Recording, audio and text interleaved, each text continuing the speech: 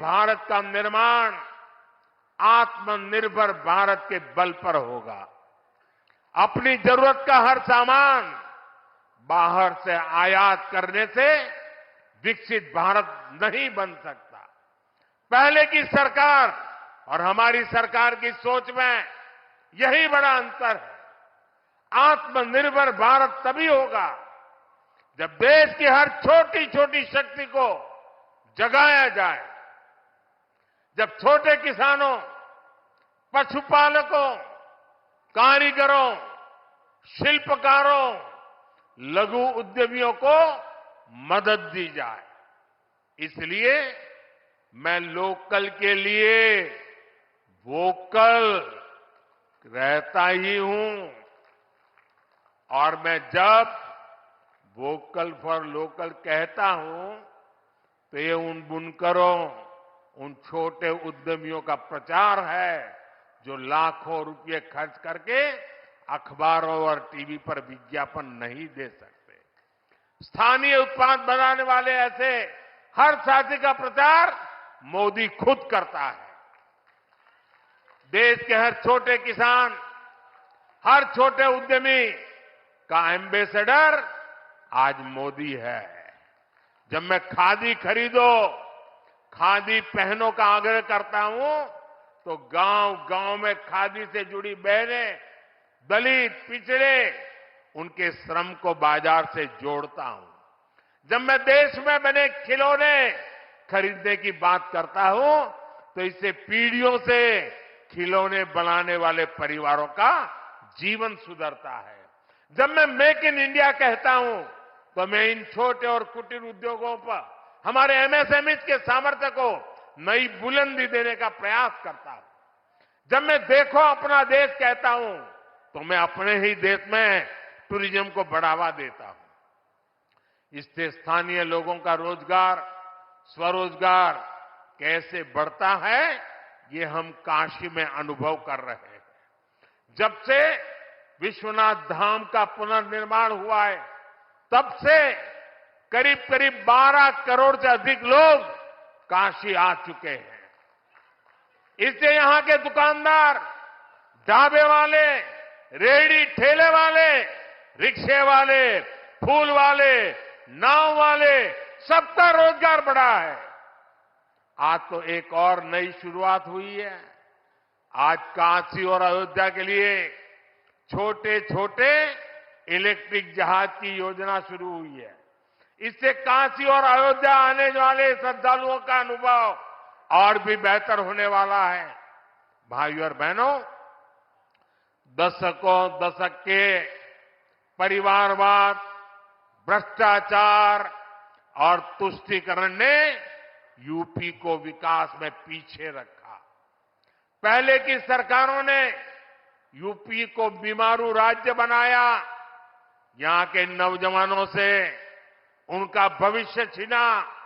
लेकिन आज जब यूपी बदल रहा है, जब यूपी के नौजवान अपना नया भविष्य लिख रहे हैं, तब ये परिवारवादी क्या कर रहे हैं?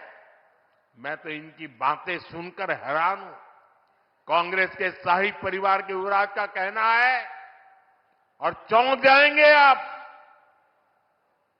कांग्रेस के युवराज परिवार ने क्या कहा?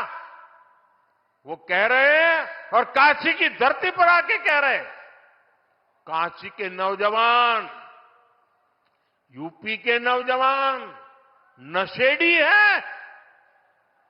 ये कैसी भाषा है भाई?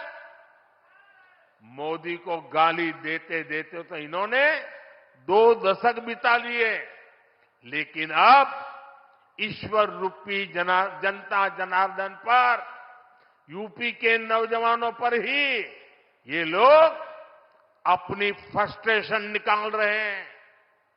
जिनके अपने होश ठिकाने नहीं है, वो यूपी के मेरे काशी के बच्चों को नशेड़ी कह रहे हैं। अरे गौर परिवारवादियों, काशी का, यूपी का नौजवान तो विकसित यूपी बनाने में जुटा है। अपना समृद्ध भविष्य लिखने के लिए परिश्रम की पराकाष्ठा कर रहा है। इंडी गठबंधन द्वारा यूपी के नौजवानों का अपमान कोई नहीं भूलेगा।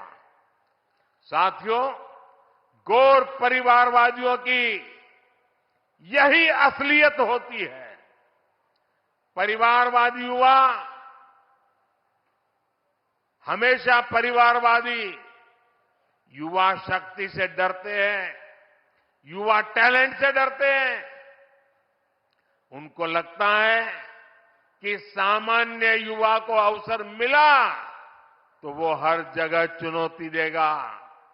इनको वही लोग पसंद आते हैं जो उनकी दिन रात जय जयकार करते रहें। आजकल तो इनके गुस्से का, इनकी बौखलाहट का एक और भी कारण है। इनको काशी और अयोध्या का नया स्वरूप बिल्कुल पसंद नहीं आ रहा। आप देखिए, अपने भाषणों में राम मंदिर को लेकर कैसी कैसी बातें करते हैं, कैसी कैसी बातों से हमले करते हैं। मैं नहीं जानता था कि कांग्रेस को प्रभु श्री राम से इतनी नफरत है। भाइयों और बहनों, ये अपने परिवार और अपने वोट बैंक से बाहर देख ही नहीं सकते, सोच ही नहीं सकते। तभी तो हर चुनाव के दौरान साथ आते हैं और जब परिणाम नील बटा सन्नाटा आता है तो ये एक दूसरे को गाली देते हुए अलग हो जाते हैं। लेकिन ये लोग जानते नहीं, ये बनारस हो, यहां सब गुरु हो। यहां इंडी गठबंधन के पैंतरा ना चली। बनारस नहीं, पूरे यूपी के पता हो, माल वही है, पैकिंग नहीं है। इस बार तो इनको जमानत बचाने के लिए ही बहुत संघर्ष करना पड़ेगा। साथियों, आज पूरे देश का एक ही मूड है। अब की बार मोदी की गारंटी है।